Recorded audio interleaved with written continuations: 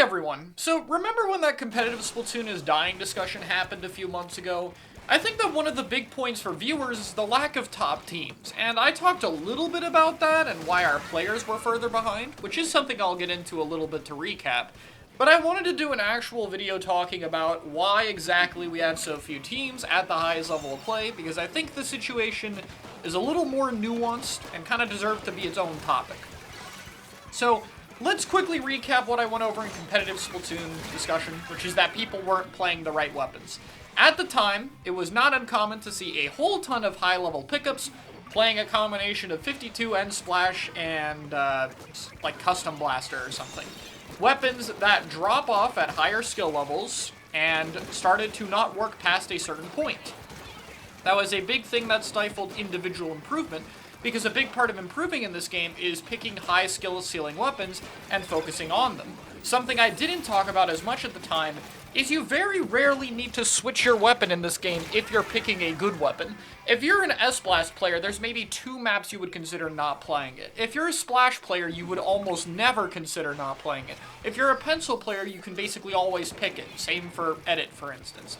There are some small exceptions, but for the most part, changing your weapon isn't really as worth it because high skill investment into your weapon is more important, and this game has done a good job of not having as many hard counters. The closest you could have would be something like fighting Leader. Like, that might force more people to swap off than normal. But for the most part, nothing in this game is really going to make you switch off the weapon you're currently playing. Most of the time, you can just pick whatever you were picking before, and it'll be fine into, like, whatever situation. Again, if your weapon was kind of strong to begin with. Obviously, weapons that are lower down are going to struggle with this more.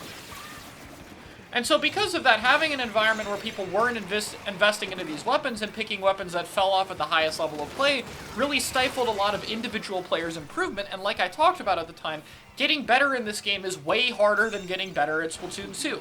I'm not trying to knock people who got better in Splatoon 2, because I got better in Splatoon 2, but Splatoon 2 was a very easy game to get better at, by comparison to this one. This one's a lot more individual skill-based. It's a lot more important to have high investment into a specific weapon, work on your mechanics, and all that kind of stuff. So that's the part we talked about before, but that's largely gotten a lot better. Most of these players now play other weapons that are more worth their time. Splash took over as support instead of Neo Splash, so a lot of the support players ended up playing something, you know, that's better for them to learn. So why do we not have teams now? Well, that's because the issue is a little bit larger than that. So let's talk about another factor of teams, and that's the longevity of it, because it's really easy to point to the past and go, oh, but Splatoon 1 and 2 had so many teams. Let's take a look at that. Some of the best teams in Splatoon 1 were massive teams. One example that I'll name is something like Creme Fraiche, which had a whole host of different members. It wasn't uncommon to see top-level teams having like 8 to 10 people on the team. Some teams were so large that they literally had multiple teams, like Extermination and Extinction, 2 teams of the same team. That used to be a thing we have all the time. And remember Creme Fraiche that I just mentioned? It wouldn't be uncommon to see them playing with lineups that weren't very optimal, you know, by today's standard. For example, there would be Squiffer E-Leader a lot, because that's just what Brian and Lean played at the time, and they would just pick that. I remember one tournament was like Camp Rainmaker, and they had triple backline. So in Splatoon 1, we had a lot of teams, because people would just, you know, the standards were not there. You didn't have a small size, you didn't care about weapon pools, none of that.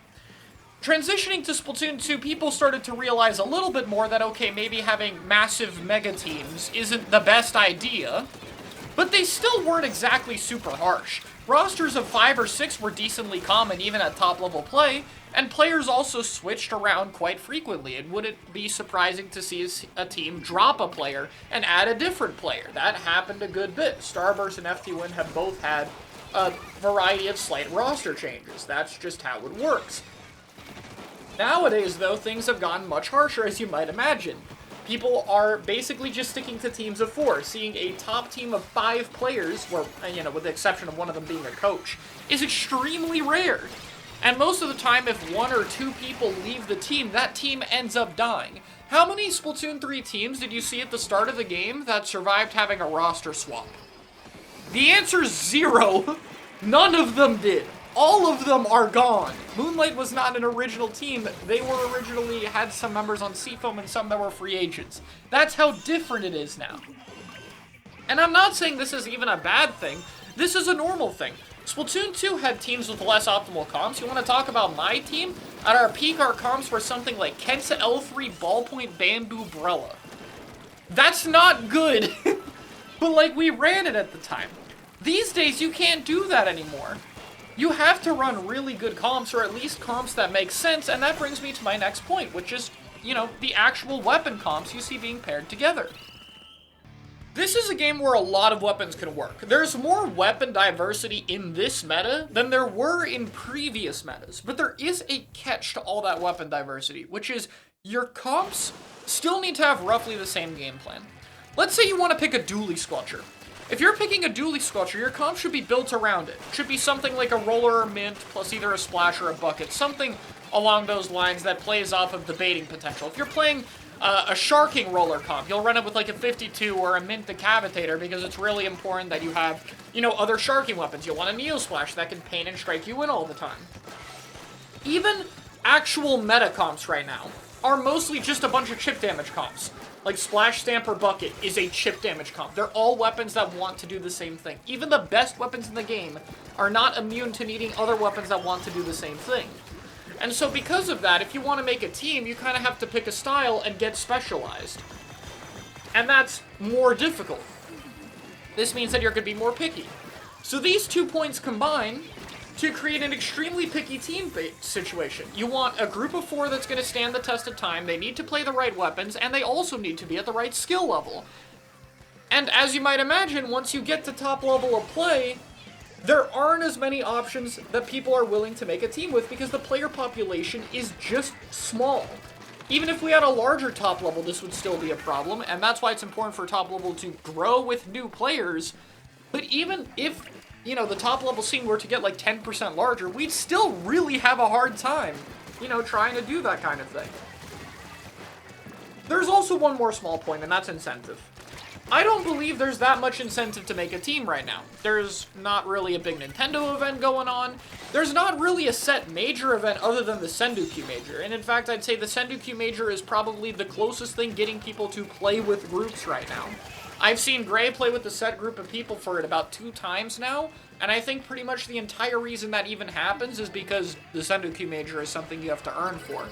Having more tournaments that would somehow be incentivized by playing with the same group of people could potentially work, but also you have to be careful not to alienate people too much, because if people can't find a team, and they need to find a team to play in your event, then they might just not play. And as bad as having a bunch of pickups in your event is, having nobody in your event, assuming you're aiming for top level, is significantly worse. I do think that more staple major events could help. If there was more of a seasonal cycle, if we could know when to expect the next IPL major or DAPL major, that could potentially help. But at the same time, you have to understand these tournament organizations have no idea if they're going to get any semblance of teams in their events at all, and so it's risky for them to run it.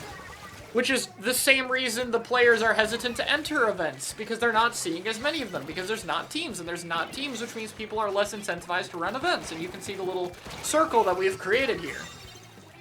Because these problems kind of compound on each other. Which means the best way to dig yourself out of this hole is to run more events aimed at top level, especially more consistent majors, and for more people to make teams, because it might have a domino effect. We'll see how this ages, but FTWin recently reformed as a team. I don't know if it's going to have too much hype. Obviously, FTWin is awesome. I'm super happy for them to be back. But I think for a viewer perspective, they've known FTWin for a while. They want to see some new faces. But I do think FTWin existing and potentially changing the best team to a top team might create a bit more of a push for Western teams to form together, because if the best team is in fact a team, in order to beat them, it might make sense to start making your own. So hopefully with that, paired with summer activity, paired with more players getting better, equals the problem will get fixed, which is what I said originally. I do believe that this problem will get better, and I hope I'm right. But I wanted to just provide a little bit more of an explanation as to why exactly it's taking so long in the first place. Thanks for watching.